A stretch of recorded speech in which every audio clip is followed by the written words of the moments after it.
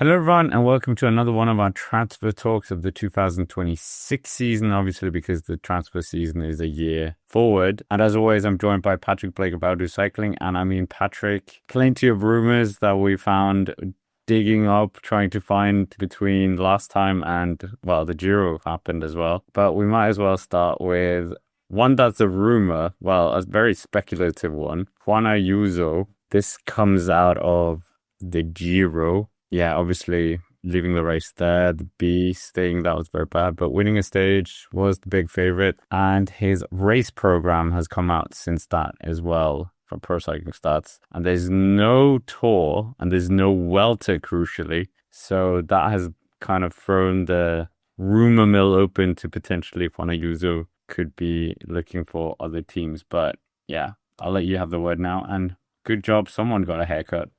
It's true, I literally got it today. So, for this episode. But yeah, back to Juan Ayuso. Obviously, he had a very good season. Like, he's had some wins. You know, he won Tirreno. He got a stage win in Catalonia, was second in GC. The Giro, like you say, didn't go to plan, but he did get that stage win. So he is a prolific rider, for sure. Like, he's not a nobody. Like, this is the guy who, I think, Pogacar was really bursting onto the scene. Juan Ayuso was absolutely shredding the junior ranks and under 23 races. I dreamed up Baby Giro, but he was ripping apart. So he is like a big name, and like you say, his program being released, it doesn't have anything else really massive on there in terms of the team support he's going to get. Like, yes, he's doing European and World Champs, but that's like a national level sort of support, if you get what I mean, not like a UAE Team Emirates sort of support. Like, yeah, he's got the Canadian races in there, Tour de Pologne and stuff like that, but it's a little bit of a lackluster program for the rest of the year for such a talented rider. So it is a little bit bizarre, and it does open up the discussion of that he might be going somewhere else. There have been rumours of him being, I don't know, unsettled there and sort of his position in the hierarchy of UAE Team Emirates. But it is still worth noting that he is currently contracted until 2028. So if he were to be leaving a team, it would have to be with, I presume, some sort of buyout clause, which is something I understand the concept of it, but I don't understand how the concept works in cycling. I presume it's pretty similar to other sports, but I guess it's kind of fun to speculate where he might go. Wasn't it last year, Maximan Hills ripped up his contract to join Red Bull? Yeah, you're right. He did do that. And Tom Pidcock, or was he out of contract? I think Pidcock did leave his contract early. So yeah, it does happen. Like, it's not out of the ordinary. I mean, people have been talking about Remco, his contract being bought out. So it's not like an unreasonable thing to expect that it might happen. Especially, it depends. Do UAE Team Emirates want Juan Ayuso anymore? If he won the Giro, I'm sure they would do. It depends how much they see him weighing into their future, considering they've got a plethora of talent already. Do they feel like they need Juan Ayuso, or are they just kind of keeping hold of him because they just don't want him to go anywhere else? There also seems to be kind of a lot of negative comments around Juan Ayuso as well. I've seen that on posts here and there, and some of it stemmed from like the Tour de France last year, where it seemed like he didn't want to pull a turn for Tadej Pogacar there and kind of was told off by Almeida. And Almeida and Ayuso also has a bit of friction in there. So maybe it would be good. And obviously there was also that text as well. I don't know if you saw that, or status from Pogacar, where it said like the future of UAE is safe or whatever it was. And then it was a picture of Isaac Del Toro. So I was like, wait a minute. There's not that much difference between Ayuso and Del Toro. So there's all these like circumstantial evidence for maybe not working in that right environment. But he's a super talented rider, as you've said. Do you think he should move? And yeah, if so, why should he go to Cofidis? No, okay. Which team do you think would be a good fit for him? I think that he should move. I don't think that UAE Team Emirates is... Obviously, it's a very strong team, but I'm not sure if it's working out at the moment with Juan Ayuso for whatever reason. I'm not sure if it is a team thing or whether it's just what Juan Ayuso is like. And it's just that he's just a little bit, he's had problems with like his hip with injury and whatnot. And who knows what he'd been able to do at the Giro this year if it wasn't for, I think he crashed a couple of times or something like that. So you just don't know. But I think that in terms of UAE Team Emirates' future, with Pogacar having obviously the big limelight, you got Almeida and Del Toro in there as well, just to like name a couple of other candidates. Ayuso's place is a little bit weird. I would probably send him somewhere else. Well, send him somewhere else. It's like UAE to Emirates is loaning him or something. I think realistically, Movistar makes sense because as a team which is very reliant on Enric Mas, who, don't get me wrong, he's very good. I mean, he finished on the podium of the Vuelta last year, but Movistar might see it as a good fit. Probably the biggest Spanish Grand Tour prospect at the moment. Bring him to the Spanish team, like the big Spanish World Tour team. I think they need that person to really rally around in a GC prospect, and I think that Juan Ayuso could be that. Obviously, Ineos will forever be in the discussion for a team trying to find their next big leader, so they're obviously in the bucket as well. But can you think of another team that might go with Juan Ayuso realistically? You don't see Ineos Grenadiers as kind of a good destination with them. Well, Carlos Rodriguez maybe not being that consistent in the Grand Tours. Egan Bernal, not the level that they need right now. Arensman wasn't that great at the Giro either. So getting someone who's closer to the top shelf than what they have would be quite good. And he speaks very good English. Yeah, I think a lot of the staff are Spanish or Spanish speaking, so he'll be okay. But I think he would solve some of their problems, but not all of them, if you get what I mean. They want to be, back competing for Grand Tour podiums, which is what Ayuso can do in theory. We haven't seen it the last couple of years, but in theory he can do that. So he would solve some of their problems, but not the problem of trying to beat Pogacar or Vingegaard, for example. Ayuso, I just don't see being that guy, but he would be a decent kind of stopgap whilst they, I don't know, try find somebody else who can be that guy. Is there any other teams? I almost want to throw Israel Prematech in here. Okay, it sounds crazy when I say it out loud, but they're getting rid of Chris Froome. Jakob Fuglsang's retired as well. Derek G's been looking very good. They took Jan Hurt away from Soudal Quickstep. So if you put Juan Ayuso in there, if they're really trying to build a solid team now with Derek G, etc., maybe that's a bit far-fetched, but even Bahrain, but I don't know if Bahrain, well, Damian Caruso's getting older, even though he still finished inside the top 10. They have Tiberi there, they have Lenny Martinez, they have Santiago Buitrago as well, but Juan Ayuso would probably outrank all of them. It's also who has the money. He's probably on a few million being at UAE Emirates, and with the Palmares he had as well, or has. Yeah, he will probably be on quite a pretty penny. So for Red Bull Bora Hansgrohe in the mix as well, obviously Roglic is their main man, but how long is Roglic going to be at the real pinnacle of the sport for? Maybe another couple of years, but Ayuso could take over from him. I'm not sure who logically would take over from Roglic. Obviously, like Lorenzo Finn, who I'm a big fan of. He's in their junior team, but he's 18 years old. Maybe it's a little bit early to be expecting something from him. Although, Paul Sagsas did really good in the Dauphiné, so maybe that logic's out the window. But yeah, I don't know who Red Bull Bora Hansgrohe. I mean, Danny Martinez, Vlasov, Lee are all good, but I'd probably say that Ayuso is a bit better than those guys. If, say, Red Bull Bora Hansgrohe doesn't manage to get a Remco because Ineos get him, then they might get a Ayuso instead. So it's kind of like, whichever one gets a Remco, the other one goes for a... Well, it could be quite interesting then, if you're right, because then we could have a bit of musical chairs with some of the GC riders. But we might as well move on. We've dwelled a bit too much on Juan Ayuso. Ineos Grenadiers, we've talked about them quite a lot. They seem to be linked with a lot of riders. We'll talk about one that they missed out on, who is going to Soudal Quickstep. But first, they've been on the market for a sprinter. We talked about Olav Kooij, but seems like they missed out on him. Who is the sprinter that they're linked with now, or they're targeting? Matthew Brennan, English team.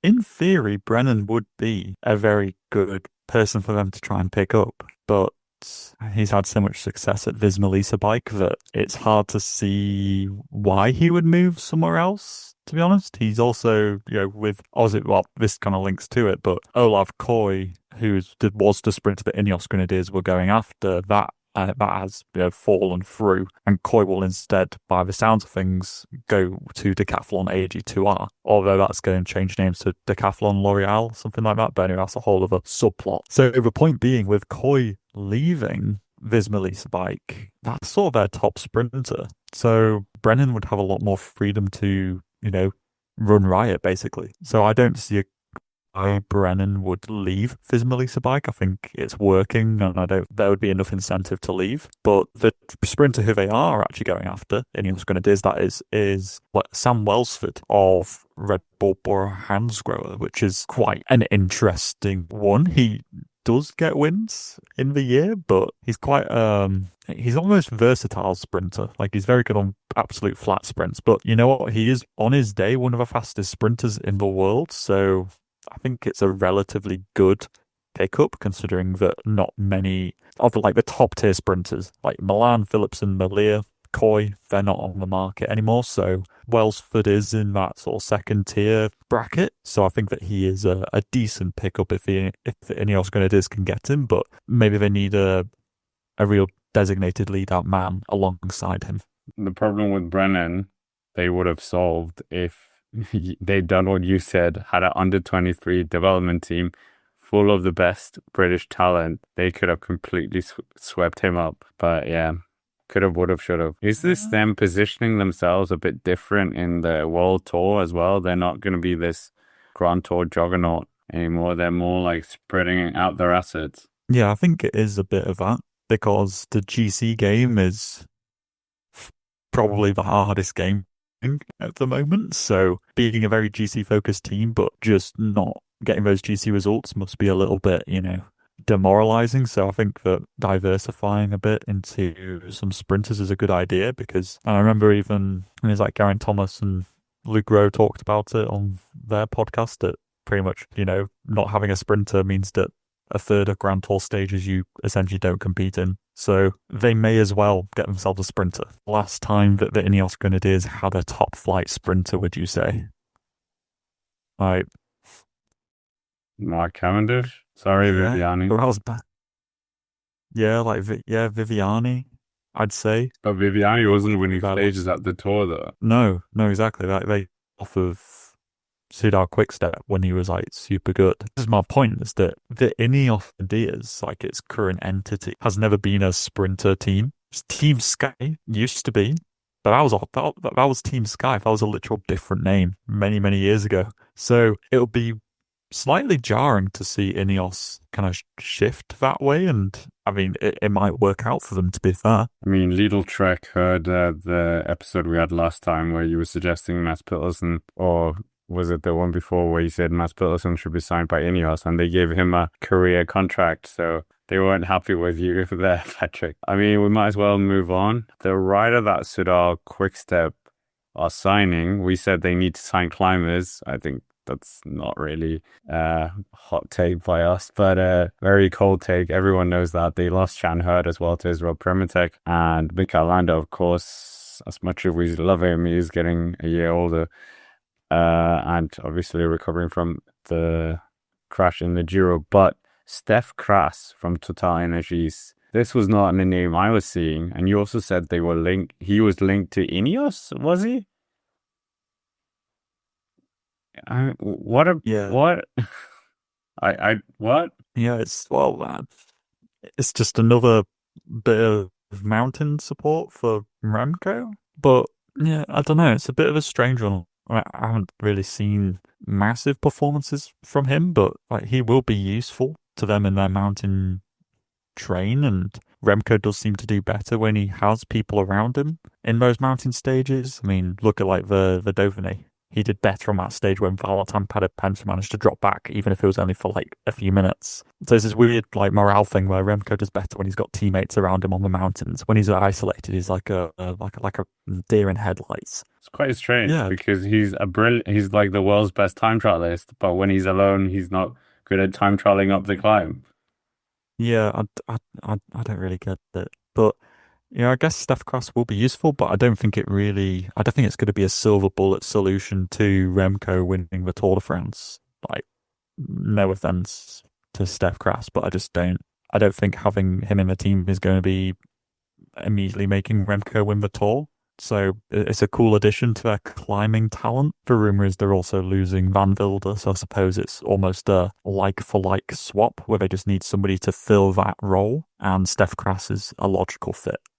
I mean, on the transfer talks, we've advocated for them to sign Adam Yates, Rafa Micah, and yeah, we've never said Steph Kras. Okay, Steph Kras took a stage win in the Volta a Asturias where he beat Marc Soler in a sprint this year, and he's also finished 11th in the Vuelta a España last year, and the Tour de France he was 16th. So yeah, probably is that zone where it's like you're probably not going to get to top 10, so you might as well help someone else get higher up. But we've also had other news as well. Romain Bardet, of course, retiring after the Dauphiné, unfortunately.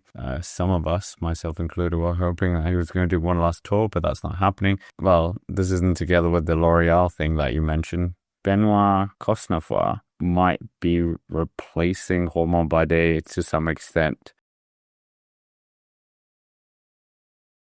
as the poster boy at Picnic PostNL. Yeah, I forgot Benoit Cosenfroy existed. I'm sorry. You can be forgiven for that because he hasn't done season. I can't exactly remember why, but he did come in and I think he won the GP Morbihan, like in his first race. So he is still a very good one-day racer. He's a good puncher. But yeah, it's going to be hard to. I mean, obviously, he won't be able to replace Romain Bardet exactly because obviously he's not as good of a climber. But yeah, just a Frenchman going to Picnic PostNL, I suppose it is quite good because they don't have I wouldn't say they have a big puncher in their ranks to really compete for those sorts of punchy stages, like a big one-day racer in the Ardennes or whatever. So I think it does make a lot of sense. Decathlon seems to be amassing talent, and maybe it's just that it's getting a little bit crowded, I suppose, and he's seeing the rise of Seixas, and he's thinking, oh, well, how many opportunities am I going to get with this guy coming into the Dauphiné and doing so well, like getting a top 10 in his debut of it there? Seixas is going to be the leader of the team pretty much, I'd say, from now on, you'd expect. So I presume in one-day races, he's probably a pretty decent puncher too. So Cosenfroy probably logically thinking, okay, it's probably time to leave. And Picnic PostNL is a decent fit. They've lost Bardet. I mean, that we'll get onto somebody else they're losing, but I think it's a decent fit. I think Cosenfroy, as long as he can put these health issues or whatever that he's had behind him, he can definitely pull out a good set of one-day results for them. Yeah, I think you're right. I think it's a good fit. And yeah, as you said, it's going to be the Paul Sixax team for probably many, many years. But yeah, while we are else looking around, Patrick, I mean, the under-23 Giro d'Italia is happening as we speak.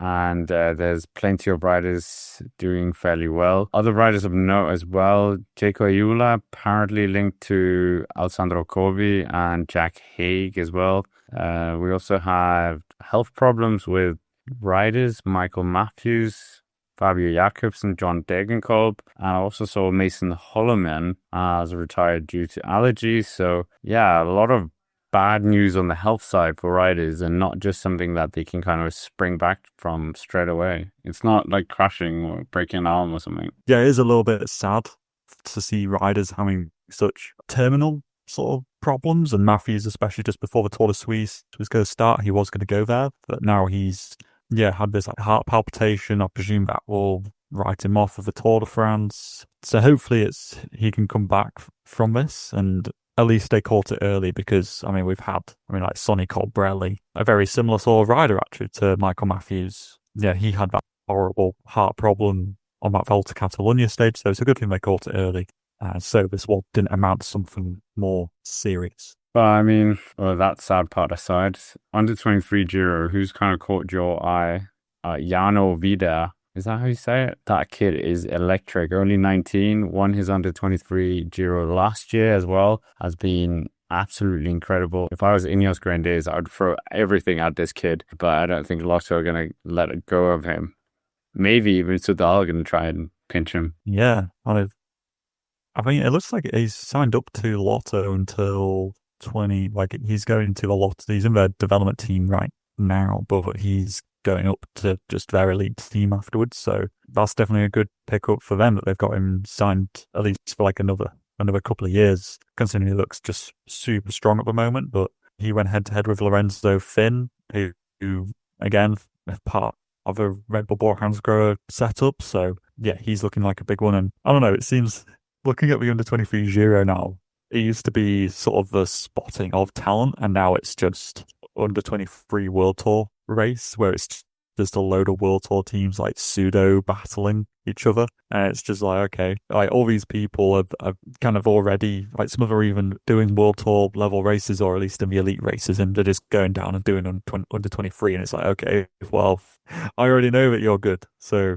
like, you know, I mean, to be fair, I mean, Pavel Novak actually, who was fifth today on stage 3 of the Baby Giro. He used to be a part of Jake Walula or like a Stagiaire, and he did good in the Tour de Hungary, actually. I think he was like top 10 on the kind of mountain or hilltop finish that Harold Martin Lopez won. So he's looking like a bit of an underrated talent. I mean, I'm just literally looking through the top 10 and just seeing who isn't a part of like a big World Tour development team, and he's pretty much the only one. So I expect he will get signed up to somewhere pretty quickly, because everywhere else, you look in the top 10, find anybody who's not a part of the development setup. Yeah, you're right. It's quite crazy. We have to start doing a junior Giro d'Italia and a junior Tour de France. Oh my goodness. But is there any other transfers that you kind of spotted up, hoovered up? Were you seeing Stefan Kung leaving to Tudor? I mean, we talked about that last year and it didn't happen. He was also linked with UAE for a while. And yeah, I think we've touched on all of the ones that we were thinking about. And there's this new American team as well, that there's kind of rumors bubbling about that. So yeah, if that happens, I think pro continental level, which would be very exciting, because I think we really do need a American team. Okay, you could argue that Lidl Trek was kind of American. It was Radio Shack, EF Education, Easy Post, obviously American. Yeah.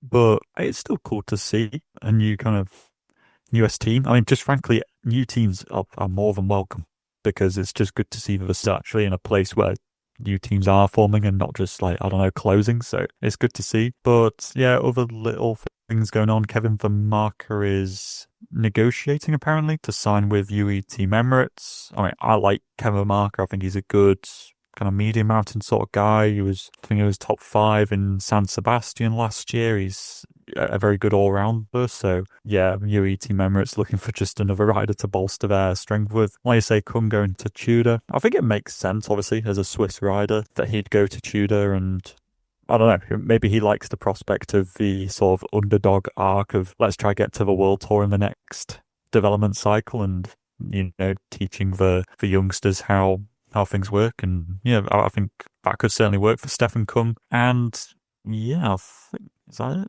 Yeah, a bit worrying. No rumors of Intermarché strengthening their team. I'm a bit worried about that for them, because the next relegation cycle is going to be crazy. I think everyone will have seen the Astana model and go all guns blazing, I think, from the beginning. So you really need to come firing on all cylinders, I think.